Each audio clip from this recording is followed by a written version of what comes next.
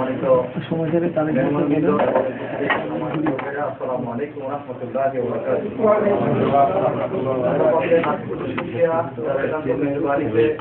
আমাদের সদস্যতা সত্ত্বেও আমাদের প্রিয় জন্মভূমি বাংলাদেশে ইসলামী আন্দোলনের অন্যতম পুরোধা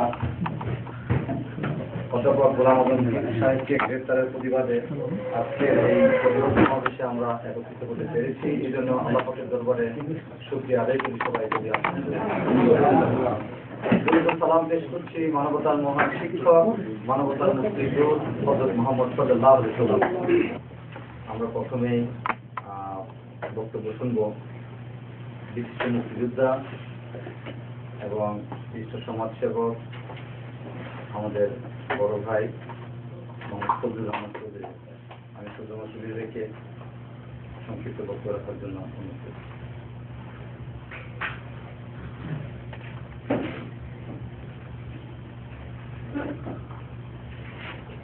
আউযু বিল্লাহি মিনাশ শাইতানির রাজিম। বিসমিল্লাহির রহমানির রহিম। সূরা আনফাল এবং সূরা বাকারা দুই জায়গাতে আল্লাহ বলছেন যে তোমরা আল্লাহর রাস্তায় সংগ্রাম করো যতক্ষণ না ফিতনা দূর হয়ে যায়। অর্থাৎ যতক্ষণ মধ্যে ফিতনা থাকবে এবং আল্লাহর রাস্তায় দিন সহজ হয়ে যায়, দিন প্রতিষ্ঠা করার জন্য যাতে সহজ হয়ে যায়। সূরা আনফাল এবং সূরা বাকারা দুই জায়গাতে আল্লাহ নির্দেশ দিয়েছেন। সূরা আনফাল 39 আয়াত, সূরা বাকারা 193 আয়াত। আল্লাহ তাকুতুল ফিতনাতা ওয়া তুযিলু কুল্লু লিল্লাহ।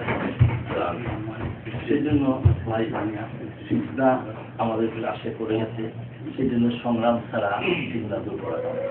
এটা আল্লাহর নির্দেশ। আমরা ফিতনা দূর করতে হলে সদস্য সংগ্রাম করতে হবে। এবং আল্লাহ নবী বলেছেন যে আমি দুটো জিনিস নিয়ে এসেছি, একটা হলো কিতাব আর একটা হলো তরবারি। আমি দুটা দিয়ে দিনকে প্রতিষ্ঠা করেছি। আল্লাহ নবী 27টা যুদ্ধ অংশগ্রহণ করেছেন নিজের করে, আর অসংখ্য যুদ্ধ সাহাবারা করে। সেই জন্য ভাই এই বাংলার মাটিতে আমরা 85 জন 85% মুসলমান হয়েও আমরা এই জমিনে আল্লাহর দিনকে প্রতিষ্ঠা করতে পারলাম না। মুসলমানদের জন্য এটা খুবই আটকে দিচ্ছে।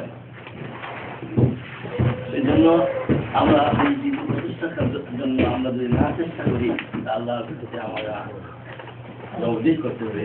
সূরা আল-ফাতর 41 নম্বর আয়াত অনুযায়ী আল্লাযীনা ইউমিনুনা বিল আরদি ইয়াকুমুস সালাতা ওয়া ইউতুজ যাকাতা আমরুল মারুফ ওয়া নাহয়ুল আনিল মুনকার ওয়াল্লাহু ইউহিব্বুল মুহসিনিন। আমি যদি আমার অনুরোধ দ্বারা তোমাদের কোনো ভূখণ্ডে অধিবাসী বানাই, অর্থাৎ মুসলমানরা সেই দেশের শাসক হয়, অধিকারী হয়, তাহলে 4টা কাজ তোমরা করবে।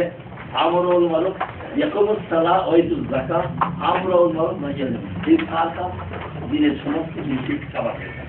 অর্থনৈতিক সমস্যা, দুষ্কৃতি সব কিছুই কভার হয়ে যায়। সেই জন্য মুসলমান হিসেবে এই জমিনে আমরা দিন প্রতিষ্ঠা করে আল্লাহর নির্দেশ পর এবং এটা করতে হলে আবার কি আমরা অতাসমু হাবলুল্লাহ হিসেবে নিয়ে আল্লাহ আমরা সংগতভাবে থাকতে হবে, যে দিন প্রতিষ্ঠা করতে হবে। আমার জীবনে একটা দুঃখ, আমি শেখ মুজিবের সঙ্গে আমরা সিলেটে একটা বৈঠকে ছিলাম তখন ছাত্রলীগে। তখন আমি ওনাকে একটা প্রশ্ন করেছিলাম যেখানে মুসলমানদের জন্য স্বতন্ত্র ভূখণ্ড 14 দফা আন্দোলন এটাই ছিল যে হিন্দুদের সঙ্গে আমরা স্বতন্ত্র কালচার এবং সবকিছু আমাদের, সেই জন্য মুসলমানদের জন্য স্বতন্ত্র ভূমি প্রয়োজন। 14 দফা আন্দোলনের মধ্যে প্রস্তাবের মধ্যে এইটাই ছিল যে সব এলাকাতে মুসলমানরা সংখ্যায় অধিক করছে সেখানে মুসলমানদের জন্য স্বতন্ত্র ভূখণ্ড থাকবে। যার জন্য সেই 14 দফা আন্দোলনের পরেই 2000 মাইল দূরে কিছু মুসলমান যেন সংখ্যা পেয়েছে, সেজন্য পাকিস্তানের মুসলমানদের জন্য স্বতন্ত্র ভূখণ্ড আমরা পেয়েছি। সেখানে থাকবে ইসলাম, কোরআন হাদিসের শাসনতন্ত্র থাকবে। সেই উদ্দেশ্যে মুসলমানরা অনেক রক্ত ক্ষয়ের মাধ্যমে, রায়তের মাধ্যমে এই ভূখণ্ড আমরা এনেছিলাম 1947 সালে 14 আগস্ট ব্রিটিশদের কাছে। কিন্তু শেখ মুজিব আমি সেই প্রশ্নটা উনি বলছিল যে না, আমি বলছিলাম হবে কিনা আমাকে উদাহরণ দেয়। উনি বলছিলেন না, আমরা যদি আমি যদি আমরা যদি স্বাধীন করি যে আমরা সুর এত থাকবে, ওটা আমার সঠিক কারণ তার যে লোকেরা ছিল না, যে ইসলামের জন্য সে কিছু স্বাধীন যখন বাংলাদেশ স্বাধীনতা 70-এর নির্বাচনে কোনোদিনই বলে নাই যে আমরা ধর্মনিরপেক্ষ রাষ্ট্র এখানে কায়েম করবো। আওয়ামী লীগের ম্যানিফেস্টো ছিল না যে আমরা স্বাধীন হলে পরে এখানে আমরা ধর্মনিরপেক্ষ রাষ্ট্র আমরা এখানে কায়েম করবো। সেই জন্য আমাদের একটা দুর্গা দিয়ে আমাদের একটা আমাদের এই ইসলাম আমাদের ধর্মকে তারা নিষ্কৃত করেছে। এখন আবার মুসলিম মুকামে আমরা কথা বলতে পারি না, হ্যাঁ, তাগুতের শাসন সারা দেশে বসে। সেই জন্য ভাই এই আজ আমাদের বড় বড় নেতাকে জুলুমের মাধ্যমে নির্যাতন করতেছে এবং আল্লাহ রাসূলের হাদিস যে কোনো একটা ভুল সিদ্ধান্তে আমার সর্বসম্মতি করে একমত হবে, এটা সর্বসম্মত একমত করে না। রাসূলের হাদিস যে কোনো একটা ভুল সিদ্ধান্তে আমার উম্মত একমত হবে না সর্বসম্মত। সেই জন্য স্বাধীনতা যে শক্তিগুলো বিরোধী ছিল তার কারণ ছিল যে আমরা যদি স্বাধীন হয়ে যাচ্ছে আমরা শুধু একটা রাষ্ট্র আমরা আরেকটা রাষ্ট্রের তাদের সরকারকে বাধ্য হয়ে যাবে। সেই জন্য তাদের একটা ইস্যু ছিল। এই দেশে যে যারা আমরা প্রতিষ্ঠানি করেছেন আইনটা করেছি যে যারা এখানে নর্থ এবং সাউথ দুটা ভাগ হওয়ার জন্য তারা স্বাধীনতা ইউনিয়ন ফোর্স এবং ফেডারেল ফোর্স দুটা দিয়ে সেপারেট হতে চাইছিল। যুদ্ধ হয়েছে 6,218 জন সিভিল ওয়ারের মধ্যে তারা নিহত হয়েছে এবং কেন হয়েছিল কিন্তু যারা সেপারেট হতে চাইছিল তারা কি হতে পারে না, তারা পরাজিত হয়ে গেছে। কিন্তু আমাদের আব্রাহাম লিঙ্কন বলছেন না তাদের কোনো বিচার করা যাবে না, তাদের কোনো শাস্তি দেওয়া যাবে না। তার কারণ হলো স্বাধীনতা তাদের সেপারেট থাকা তাদের অধিকার আছে।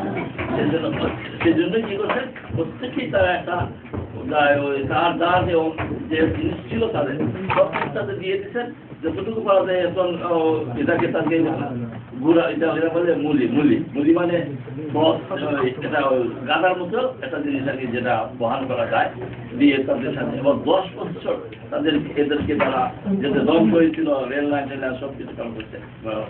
সেই জন্য যারা বিরোধিতা করছিল তাদের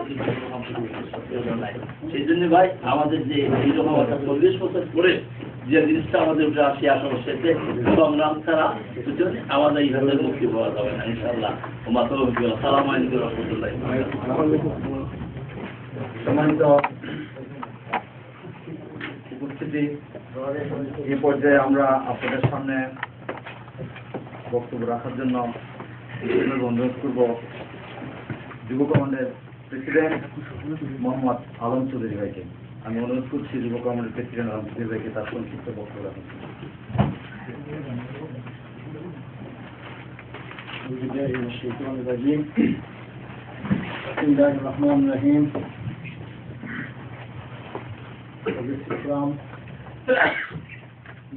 কর্তৃক আয়োজিত আজকের এই জামায়াত ইসলামের সাবেক আমির বাদশাহ সৈনিক চাকসুর সাবেক জিএস তত্ত্বাবধায়ক সরকারের রূপকার বিশ্ব ইসলামী আন্দোলনের অবিসাংবাদিক নেতা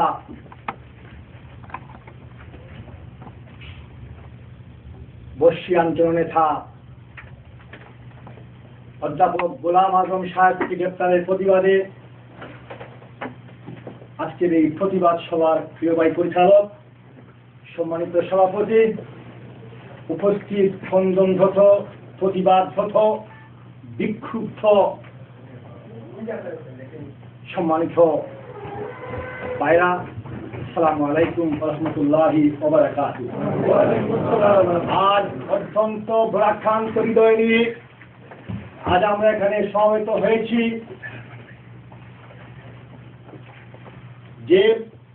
যে মানুষ জীবনে কখনো নিজের কথা একদিন ভরে নাই, নিজের ছেলে সন্তানদের কথা ভরে নাই, সারাটি জীবন আল্লাহ এবং রসুলের কথা মানুষের কাছে পৌঁছে দিয়েছেন এবং দল ছাড়া ইসলাম নেই,